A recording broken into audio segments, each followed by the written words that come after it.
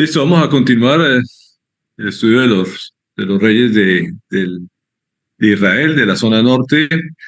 Y como hemos visto, no es que sean de mucho ejemplo por hacer las cosas bien, todo lo contrario, pero también hay que aprender de lo malo y sacar lecciones de esto para no repetirlas. Así que vamos con el segundo rey, que está todavía de la dinastía de Jeroboam, y este se llama Nadab. Ya recordamos todo lo que hizo Jeroboam, cómo hizo las cosas que no le agradan al Señor y cómo termina la situación con él. Y ahora vamos con su descendiente, que su nombre significa generoso o liberal, es lo que traduce. Sin embargo, vemos que no fue muy generoso, que digamos. Sin embargo, vamos a mirar lo que la palabra nos enseña de este rey. Primera de Reyes 15:25 nos empieza a mencionar. Dice, en el segundo año de Asa, rey de Judá, Nadab, hijo de Jeroboam, ascendió al trono de Israel y reinó allí 2 años. Esto básicamente es del año 909 a 908 antes de Cristo. Y pone como referencia al otro rey que estaba gobernando en Judá. Ese es el que ya estudiamos. Y Asa fue un rey que hizo la mayoría de cosas bien. Sin embargo, sabemos que al final también hizo cosas que al Señor no le agradó. Sin embargo, fue de los buenos reyes de Judá. Así que Nadab solamente estuvo 2 años frente al reino de Israel. Primera de Reyes 15:26 dice, pero Nadab hizo lo que ofende al Señor, pues siguió el mal ejemplo de su padre, persistiendo en el mismo pecado con que éste hizo pecar a Israel. Entonces sabemos que Jeroboam fue un rey que siguió con idolatría, que a pesar de tener todas las posibilidades de ser el rey poderoso y dejar una dinastía por muchos años, pues rápidamente terminó su reinado y su hijo solamente duró 2 años, que lo que hizo, en vez de corregir el camino de su padre, lo que hizo fue repetirlo, y por eso solamente el Señor le permitió estar 2 años allí. En el versículo 27-28 dice, Basá, hijo de Ahías, de la tribu de Isaacar, conspiró contra Nadab y lo derrotó en la ciudad filistea de Gibetón, a la que Nadab y todo Israel tenían sitiada. En el tercer año de Asa, rey de Judá, Basá mató a Nadab y lo sucedió en el trono. Entonces vemos aquí que es poco lo que se menciona de sus obras, simplemente que hizo lo malo y repitió las cosas que hizo su padre. Y aquí aparece otro personaje, Basá, que ahorita lo vamos a estudiar, de la tribu de Isaacar, que hizo una conspiración contra Nadab y, y lo derrotó mientras él estaba supuestamente en la guerra. Así que lo mató y se tomó el trono de este hombre.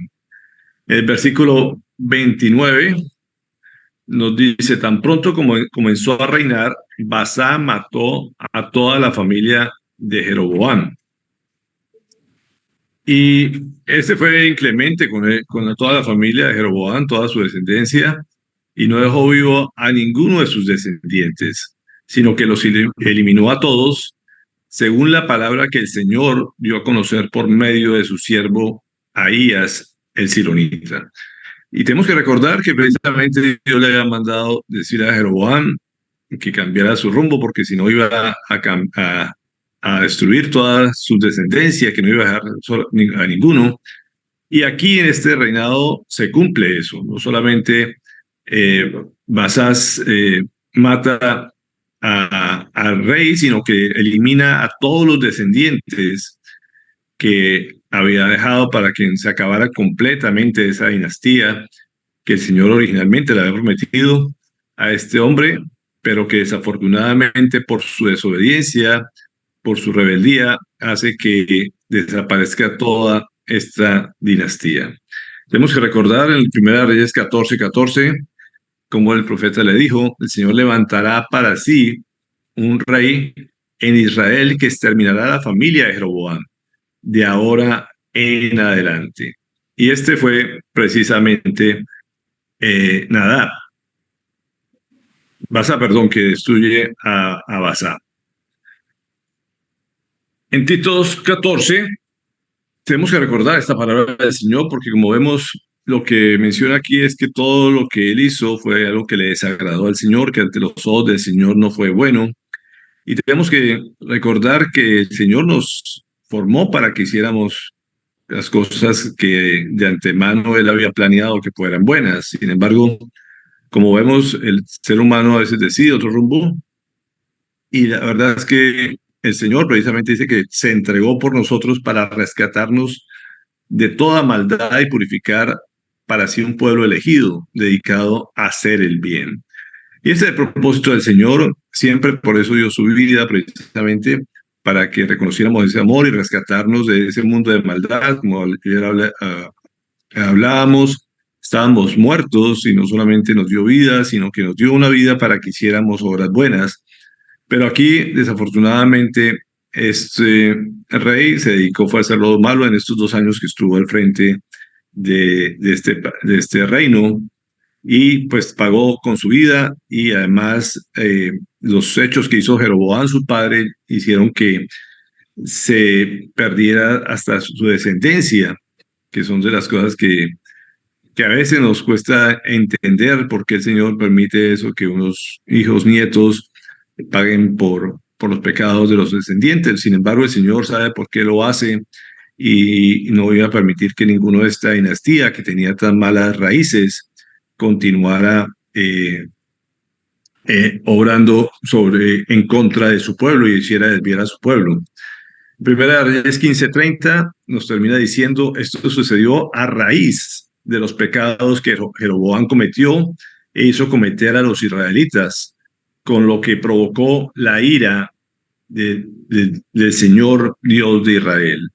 Entonces, como vemos, no solamente él pecó, sino que era un mal que hacía pecar a los otros, una idolatría que hizo pecar al resto de las tribus de Israel. Y por esto el Señor prefirió quitarle de raíz completamente para que no se continuara haciendo pecar a otras generaciones. Ahora vamos con el reino de Basá, que es este hombre que lo sucedió. Y básicamente lo que su nombre significa es apestar, o un comportamiento que es ofensivo, casi como una especie de bullying, es lo que Basá significa. Dice en 1 Reyes 15:33. En el tercer año de Asa, rey de Judá, Basá, hijo de Ahías, ascendió al trono y durante 24 años reinó en Tirsa sobre todo Israel. Esto básicamente es entre los años 978 a 885 antes de Cristo. Así que este hombre que mató a su rey alcanzó a gobernar durante 24 años este territorio del norte de Israel. Primera Reyes 15:34 nos dice, Basá hizo lo que ofende al Señor, pues siguió el mal ejemplo de Jeroboam, persistiendo en el mismo pecado con que éste hizo pecar a Israel. Y es curioso cómo el Señor, a pesar de que permitió este instrumento de él para acabar con esta dinastía, permite otro tipo de rey que sin embargo repite los mismos hechos que el antecesor. Uno esperaría que se había escogido a este hombre para que sucediera en el trono al rey, pues simplemente tratara de corregir el rumbo. Sin embargo, lo que él termina haciendo lo mismo que los antepasados reyes de Israel. Así que tras un mal, otro mal. Y en 1 Reyes 16:1-2 nos dice, en aquel tiempo la palabra del Señor vino a Jehú, hijo de Hanani, y le dio este mensaje contra Basá. Yo te levanté del polvo y te hice gobernante de mi pueblo Israel. pero tú seguiste el mal ejemplo de Jeroboam e hiciste que mi pueblo Israel pecara y provocara así mi enojo. Y es interesante cómo el Señor le describe de dónde viene. Y esto nos muestra la gracia del Señor. Era un personaje que no tenía por qué llegar al trono por línea sucesoral, no tenía ninguna abolengo. Y lo cierto es que el Señor lo escoge a él y como lo describe, lo sacó del polvo, como nos ha sacado a todos, somos hechos de polvo. Pero aquí lo hace en forma bastante gráfica, diciéndole que pues simplemente fue por la gracia de él que permitió que llegara a ser el rey de Israel, y sin embargo lo que hizo fue causa del enojo de parte del Señor. Y creo que muchas veces somos así con el Señor, desconocemos que no merecíamos estar donde estamos y que a pesar de que el Señor nos levanta del polvo, que nos da vida, muchas veces no nos comportamos a la altura de lo que Él nos ha llevado a ser como sus hijos. Y esto fue lo que básicamente le pasó a Basá, que era rey, hijo de Hanani, pero que no he podido encontrar quién era Hanani, ni siquiera se menciona. Así que es probable que haya sido otro desconocido. Lo cierto fue que el Señor le permitió que llegara a estar en el trono de Israel. Segunda de Crónicas 32:25 nos dice, pero Ezequías no correspondió al favor recibido, sino que se llenó de orgullo. Eso hizo que el Señor se encendiera en ira contra él y contra Judá y Jerusalén. ¿Y por qué traigo esta cita a mención? Porque de alguna manera podemos ver tanto en Ezequías como en este rey Basá algo en común. Muchas veces por el orgullo es el que nos lleva, o la raíz del orgullo es la que nos lleva a pecar contra el Señor, en creernos que las cosas han sido merecidas por algún tipo de comportamiento, por aptitudes. Sin embargo, siempre tenemos que reconocer humildemente que donde estamos y lo que Dios permite en nuestra vida es por la gracia de Él, porque Él así lo quiso y lo escogió, y es para que lo obedezcamos, para que rindamos siempre todos nuestros hechos y nuestros actos a Él. Así que Ezequías tanto pecó igualmente de la misma manera que Basá, que se llenaron de orgullo, y este orgullo es la raíz de muchos males. Así que esto siempre nos lleva a la destrucción, como menciona Proverbios 16:18. Dice, al orgullo le sigue la destrucción, a la altanería el fracaso. Así que tenemos que saber a dónde termina todo esto. Todo el que se llena de orgullo y trata de creerse que las cosas son hechas por sus manos, pues todo termina en fracaso y siempre va pegado a la altanería y a la soberbia. Así que esto es lo que nos menciona la palabra. Primera de Reyes 16:3-4, por eso menciona que el Señor lo sentencia y dice, he aquí yo barreré la posteridad de Basá, y esto es de la versión Reina Valera que utiliza este término. No lo destruiré. Lo cierto es que el Señor lo barre como el polvo, lo hace hacer sentir que fue sacado del polvo, dice que lo barrerá, y la posteridad de su casa, y pondré su casa como la casa de Jeroboam, hijo de Nabat. El que de Basá fuere muerto en la ciudad, lo comerán los perros, y el que fuere muerto en el campo, lo comerán las aves del cielo. Y es una sentencia muy parecida a la que hizo con Jeroboam, así que precisamente el Señor lo barre completamente, la ceniza del polvo que quedara de él, lo desaparece de la faz de la tierra por su orgullo. Versículo 5 dice, si los demás hechos de Basá y las cosas que hizo y su poderío no está todo escrito en el libro de crónicas de los reyes de Israel, hace esta pregunta. Y es casi en todas las genealogías de los reyes, hace esta mención que todos los hechos y las obras están en el libro de las crónicas de los reyes. Sin embargo, aquí es el único rey que habla de su poderío, y por algo el Señor menciona ese calificativo en este rey. Y eso quiere decir que fue un rey bastante poderoso que seguramente estos 24 años hizo crecer mucho el reino, que se la creyó de que verdaderamente tenía poder y que el poder era de él. Pero el Señor aquí demuestra que ese poder simplemente él se lo otorgó y al mismo tiempo cuando quiere se lo quita. Así que es el único pasaje donde se menciona que este rey fue poderoso en este reinado. Segunda de Crónicas 15:9 dice: después reunió a todo Judá y Benjamín y con ellos a los foresteros de Efraín, de Manasés y de Simeón, porque muchos de Israel se habían pasado a él viendo que Jehová su Dios estaba con él. Y este hombre aparentemente llegó a ser tan malo, a hacer tantas obras malas que hizo que mucha gente saliera exiliada también hacia Judá, hacia las tribus del sur. Y este hombre, cuando se dio cuenta que muchos estaban yendo de estas tribus, precisamente porque veía el respaldo de Asa, trata de hacer unas fortalezas para que su pueblo no se vaya, una especie de muro para que no se fuera, y trató de detener a su pueblo.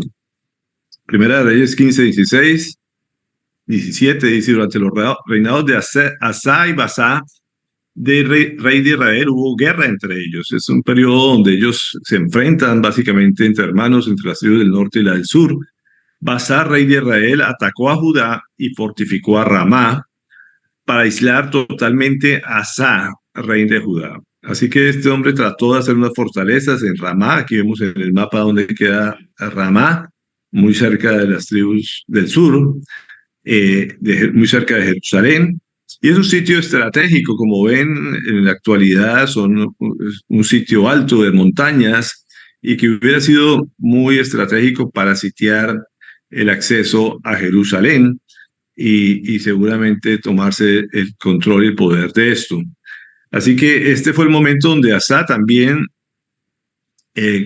para defender su reino, hizo cosas indebidas, acudiendo a otros poderes civiles, como hemos visto cuando lo estudiamos a él, y lo que hizo fue algo que al Señor también le ofendió enormemente, como menciona el versículo 18 y 19. Entonces Asa tomó todo el oro y la plata que habían quedado en los tesoros del templo del Señor y de su propio palacio, y les encargó a sus funcionarios que los llevaran a Ben-Hadad, hijo de Tabrinón y nieto de Gesión, rey de Siria, que estaba gobernando en Damasco, y le envió este mensaje: hagamos tú y yo un tratado como el que antes hicieron tu padre y el mío, y aquí te envío un presente de oro y plata, y anula tu tratado con Basá, rey de Israel, para que se marche de aquí. Así que vemos a Basá, un rey poderoso que llevó a poner contra la pared a Asa, pero que Asa, como vimos cuando estudiamos los reyes de Judá, lo que buscó fue la ayuda del rey de Asiria en Siria, en vez de buscar al Señor, y lo que hizo fue sacar los tesoros del templo para dárselos al rey, algo que el Señor también le ofendió enormemente. Sin embargo, podemos decir que la estrategia le funcionó temporalmente, como muestra el versículo 20 y 21. Y dice: Ben-Hadad estuvo de acuerdo con el rey Asa y envió a los jefes de su ejército para que atacaran las ciudades de Israel. Y así conquistó Lión, Dan, Abel, Bet-Macá y todo Kineret, además de Neftalí. Cuando Asa se enteró, dejó de fortificar Ramá y se retiró a Tirsa. Entonces, como vemos, un enemigo común se unió al rey de Judá para sacar al rey Basá y alejarlo de las fronteras del reino del sur. Y lo envió más al norte. Aquí vemos en el mapa Ramá y cómo ellos se alejan y se vuelven a quedar en Tirsa, que era la capital en este momento del reino de Israel. Primera de Reyes 16:6-7 nos dice: Basá murió y fue sepultado en Tirsa, y su hijo Elá lo sucedió en el trono. Además, por medio del profeta Jehú, hijo de Hananí, la palabra del Señor vino contra Basá y su familia, debido a todas las ofensas que éste había cometido contra el Señor, provocando así su ira. Y aunque destruyó a la familia de Jeroboam, llegó a ser semejante a esta, por las obras que hizo. Entonces, como vemos, este rey, a pesar de su poderío, llegó a hacer las mismas obras y cosas que ofendían al Señor, así como lo hizo Jeroboam. Así que vemos que aquí la historia vuelve y se repite de un reino a otro. Y después viene su hijo Elá. Vamos a estudiar rápidamente a Elá, que su nombre significa árbol grande, frondoso, como roble o terebentino, que es la foto que aparece aquí. Era madera muy fuerte que se utilizaba para columnas y básicamente hablaba de firmeza o de algo duradero. Así que eso es lo que significa el nombre de Elá. Primera de Reyes 16:8 dice: en el año 26 de Asa, rey de Judá, Elá, hijo de Basá, ascendió al trono de Israel y reinó 2 años en Tirsa. Entonces, como vemos aquí, otro rey que por muy fuerte dejó una herencia de alguien supuestamente firme, pero que solamente le duró 2 años este reinado.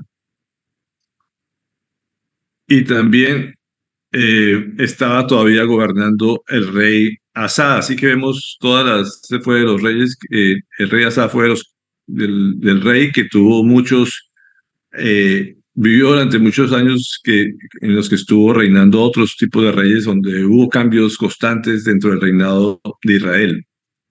Primera de Reyes 16:9 dice: pero conspiró contra él Zimri, uno de sus funcionarios, que tenía el mando de la mitad de sus carros de combate. Estaba Elá en Tirsa, emborrachándose en la casa de Arsá, administrador de su palacio. Y aquí nos habla también de una conspiración que tuvo este rey Asa, que mientras sus hombres estaban combatiendo, este hombre dedicó parte de su tiempo más bien a buscar los placeres de la vida, a emborracharse, y cuando lo traiciona, uno de sus funcionarios precisamente está en medio de una borrachera en casa de uno de sus subalternos, de sus empleados, y esto demuestra hasta dónde llegaba la corrupción y todo el mal comportamiento de un rey de Israel como fue Asa.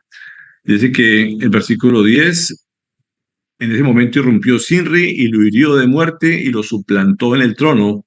Y era el año 27 de Asa, rey de Judá. Y esto es lo que nos enseña precisamente lo que no debemos hacer. Vemos un rey que se